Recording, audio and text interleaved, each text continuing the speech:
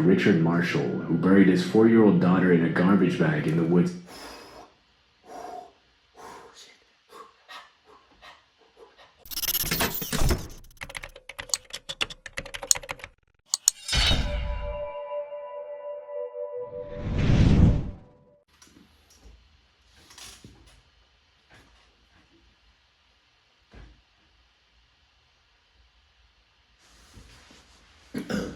This is gonna be really loud. Probably not to y'all because I'm probably gonna edit it down, but okay.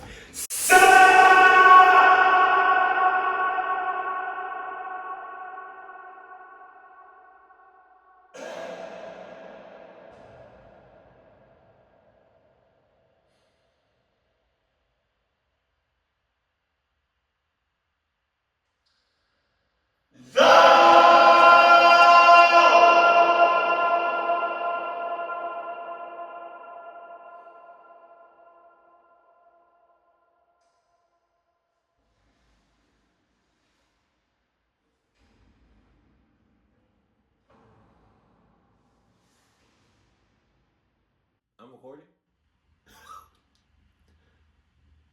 Okay. Yeah, okay.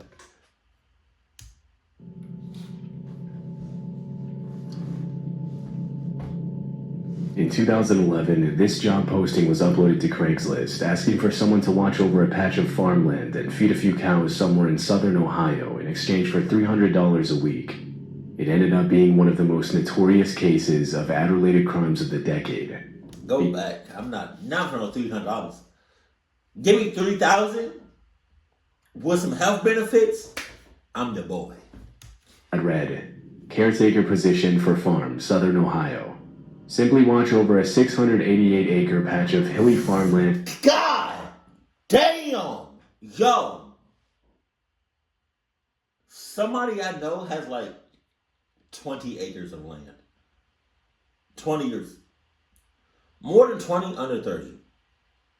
And that, I think that's a lot. 688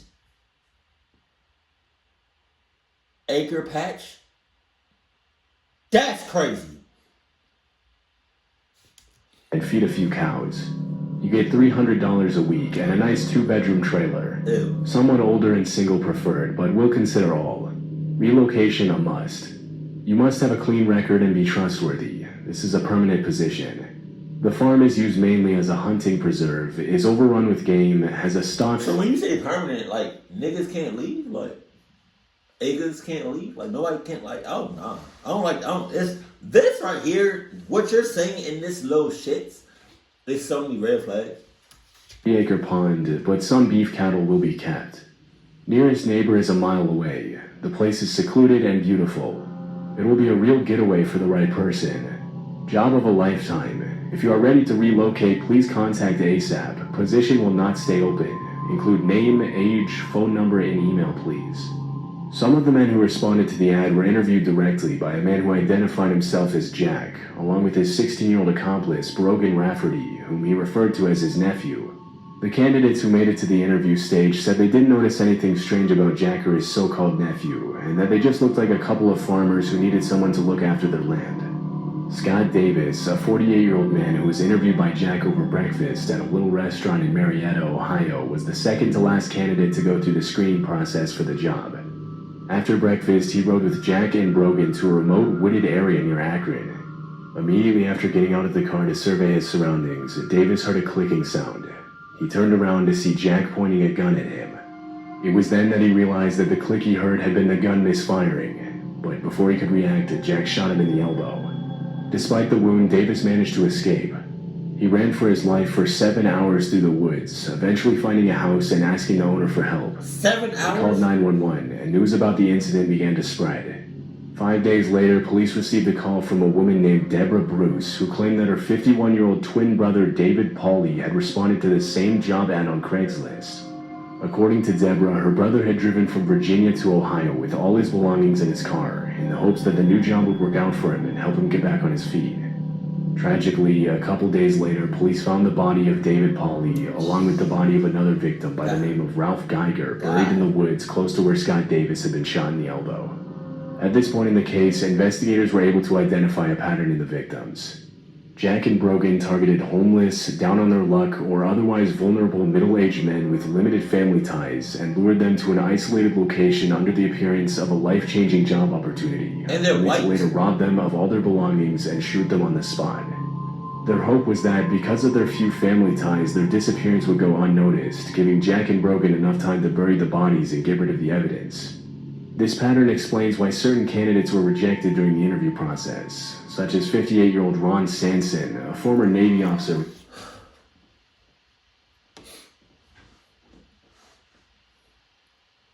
I understand doing something that's a tradition in your family. You know what I mean? I understand that. Pass it down from generation. I understand that. You know, whether what you teach the next generation or your children, whether that's bad or good, you know, I mean, I'm just saying. To teach somebody to be racist or to teach somebody how to kill somebody or to teach somebody how to cluck up somebody or do anything clucked up or evil to somebody else or a creature, as far as like torturing them to death, I cannot get past that. I will not get past that. I will not stand for that. I will never understand that. And to teach somebody that from generations, that shit is something I will never understand. And I hope to God I don't understand.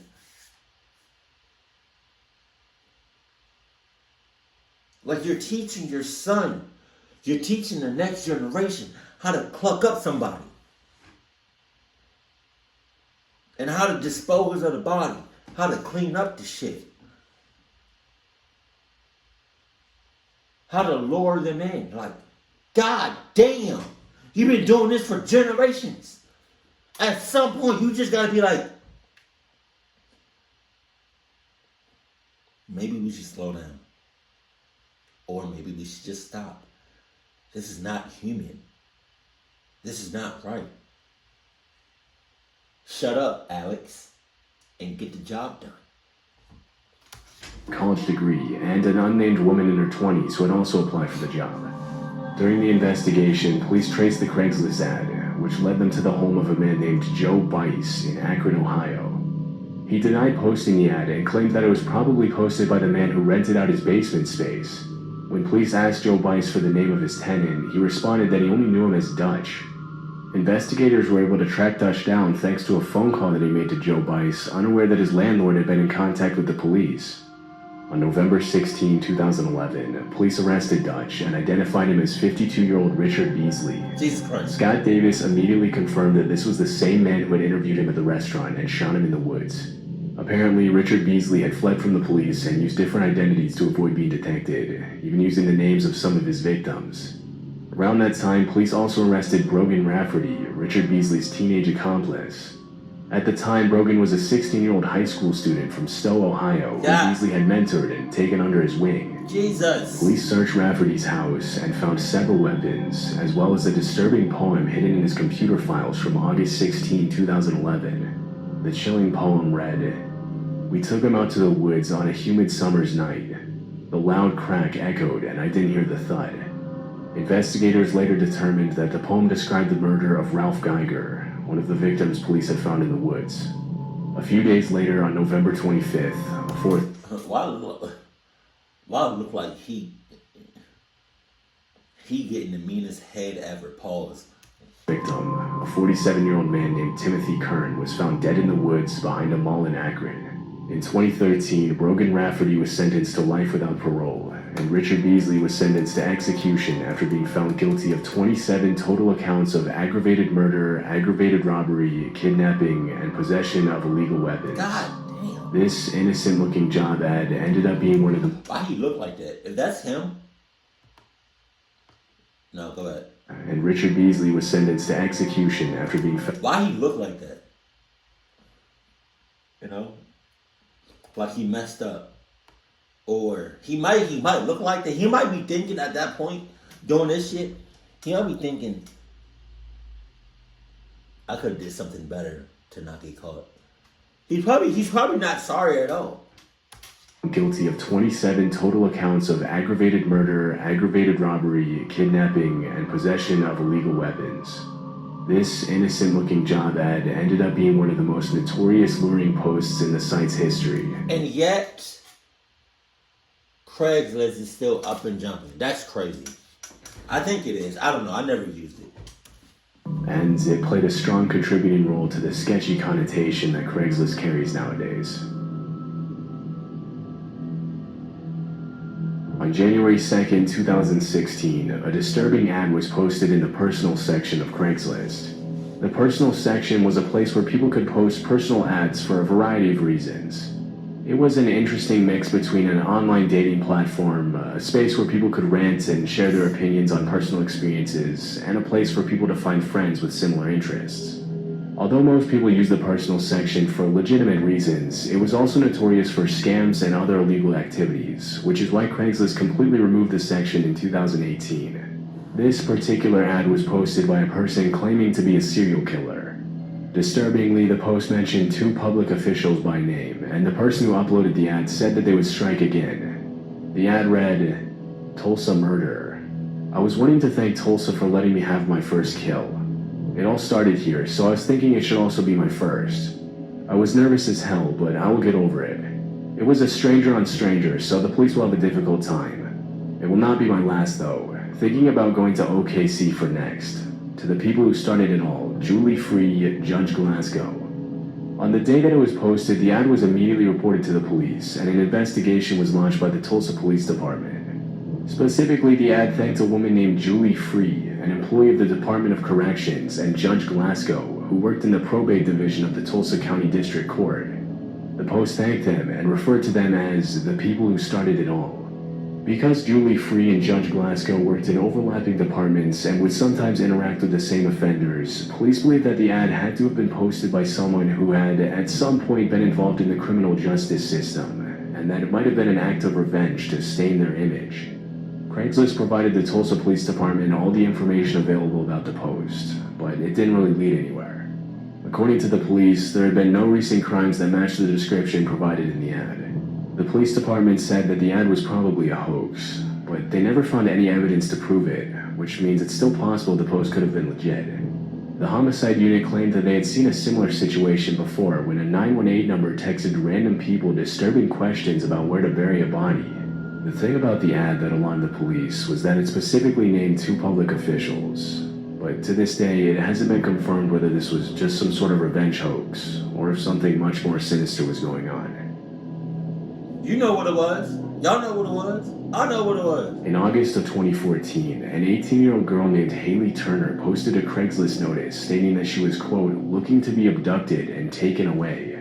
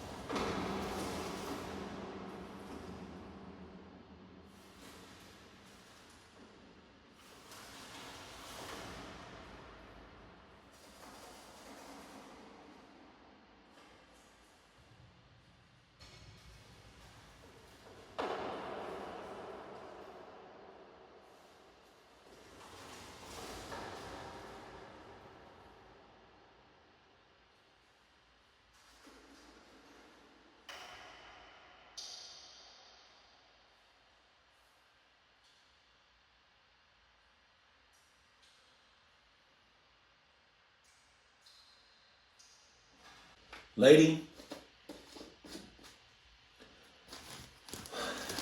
if that's your sole purpose in life, then by all means, you do you. That shit's crazy. You really just said that shit. If that's what you want, that's what you gonna get. Although the post immediately gained a lot of online attention, as far as I was able to find, images of the actual ad itself are no longer available. On August 7th, Haley left her house in Michigan and told her mother that she was going to run an errand. A few minutes later, she called a friend on the phone. During the conversation, she mentioned to her... Oh, shit! I never opened this. Salt and vinegar. Yeah, that's why.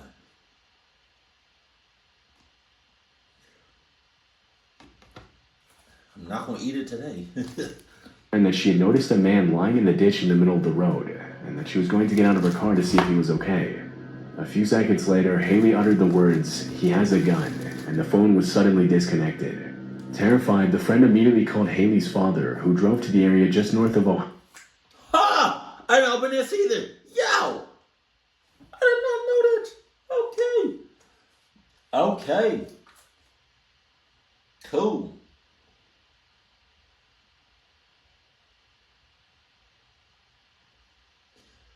Alright. Now I know. In Bedford Township and found his daughter's car running in the road, but Haley was nowhere to be found. Haley was immediately reported as a missing person, and an investigation was launched to find her.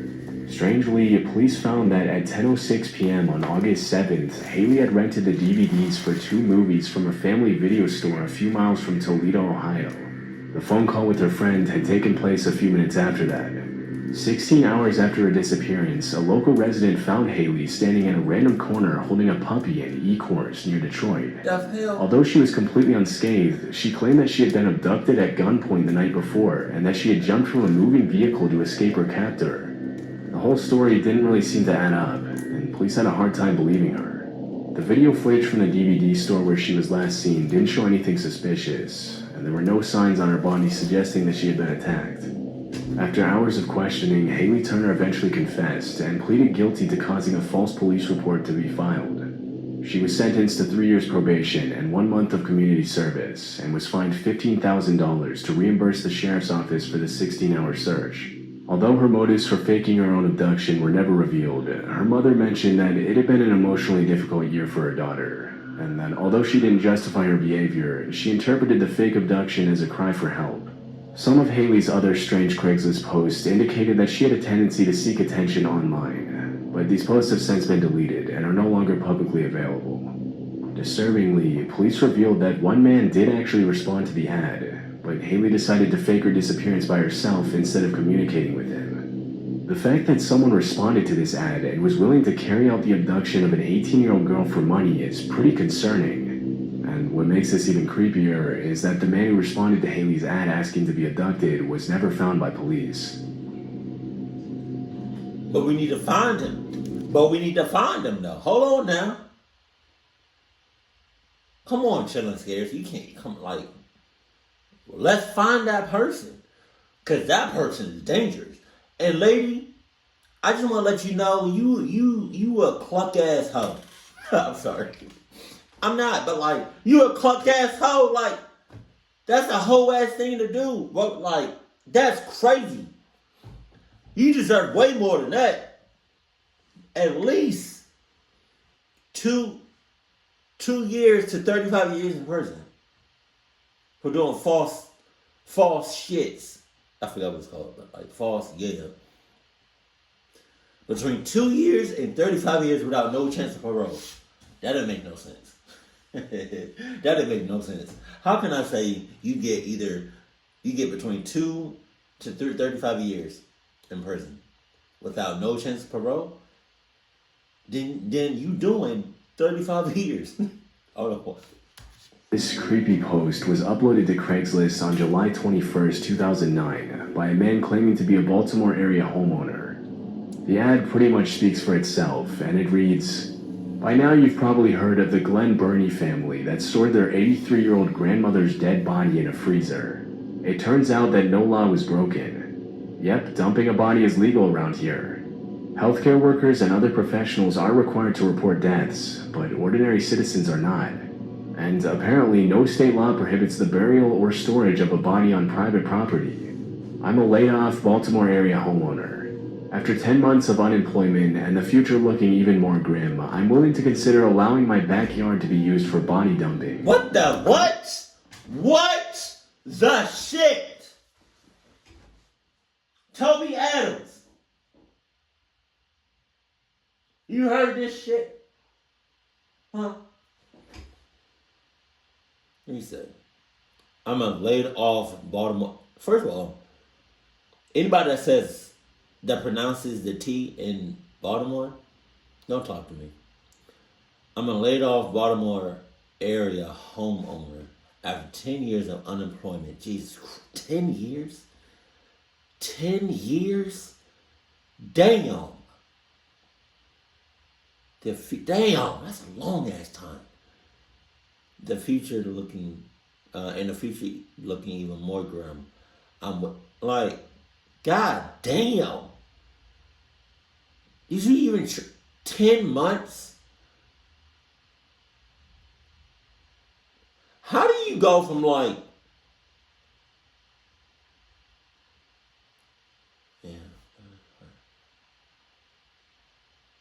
I don't know. Like, that's crazy. That's like, how do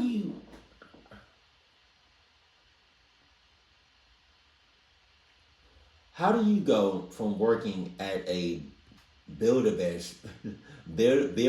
store, right, to going on Craigslist, talking about if you need to dump your bodies, you can do it in my backyard with a nice little fee of $500 a person, not including taxes. So it's really like $700 a body. Yeah.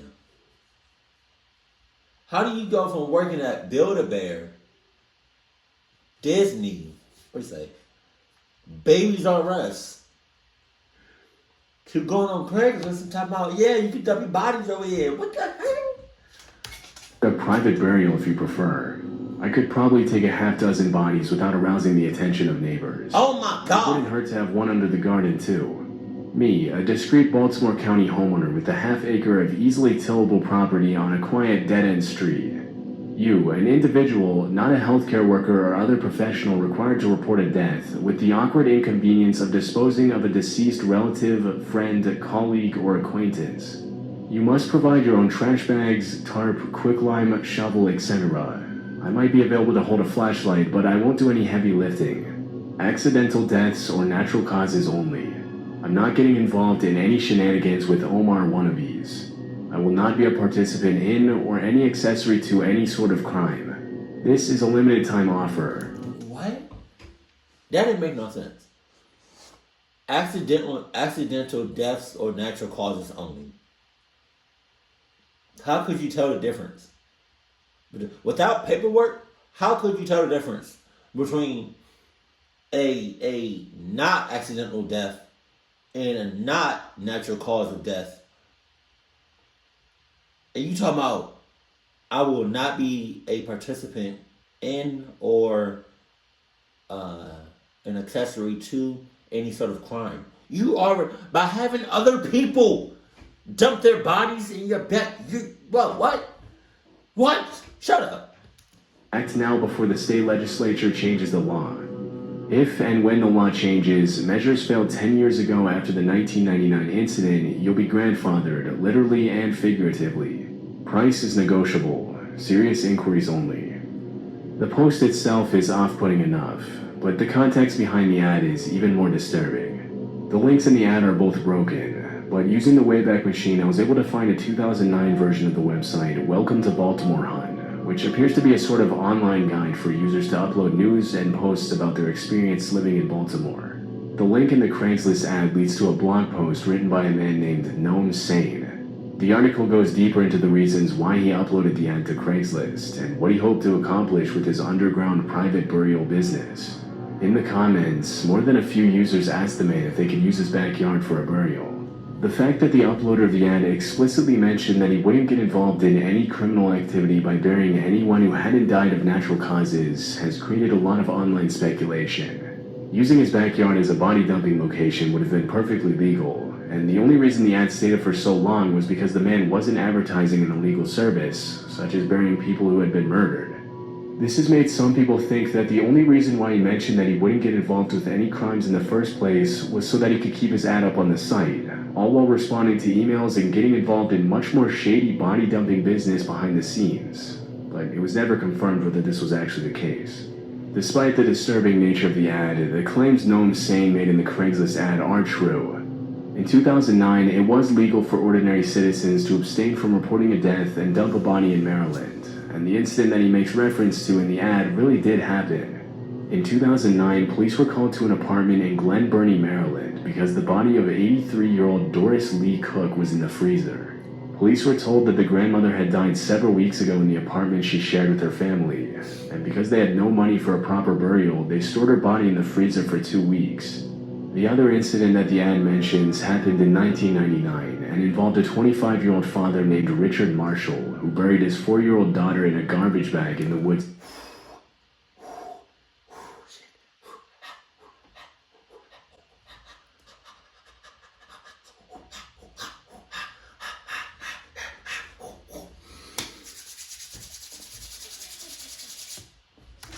Severn, Maryland. The little girl had passed away in an accident 8 months earlier, and because no law was broken, Richard Marshall was only charged for littering. Since then, several measures have been proposed to make body dumping illegal in Maryland.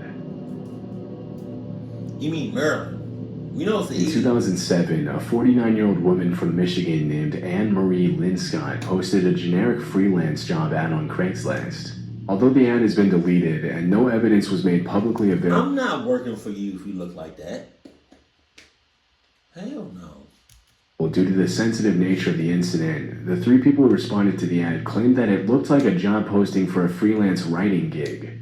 Disturbingly, as soon as the 3 people responded to the ad, they were emailed directly by Anne Marie Linscott, who explained that she was actually looking for a, quote, silent assassin for an eradication task.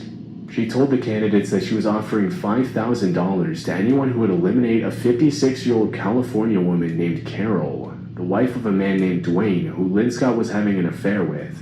According to police reports, Anne Marie and Dwayne had met in an online college course in 2005. That same year, they met in person and began their affair when Dwayne traveled to Nevada for a conference. 2 years later, Anne Marie visited Dwayne in California, after which she started making plans to move to the West Coast. That's when she posted the murder for hire ad on Craigslist. After the candidates all reported the ad to the police, investigators tracked down Anne Marie Linscott and arrested her for using the internet to solicit murder. Police later found that she had also planted an explosive outside of Carol's bedroom in California, but because it didn't go off, she wasn't charged for it. After the incident, Carol left her family and career for 3 months and had to be hospitalized. She still get charged for something. Jesus Christ. As for stress. According to Linscott's friends and family, this wasn't the first time that Anne Marie became obsessed with a romantic interest. In 1997, she fell in love with a coworker who had to get a restraining order after she began stalking him. Anne Marie's lawyer explained that she suffered from borderline personality disorder and severe attachment issues. She capping like a mother clucker. She capping like a mother clucker. What are you talking about? That didn't stop the court from sentencing her to 12 and a half years in prison in 2009. After serving her 12 and a half year sentence, Anne Marie Linscott was only recently released from prison. So she's still out here. She back out here. That shit crazy. Oh.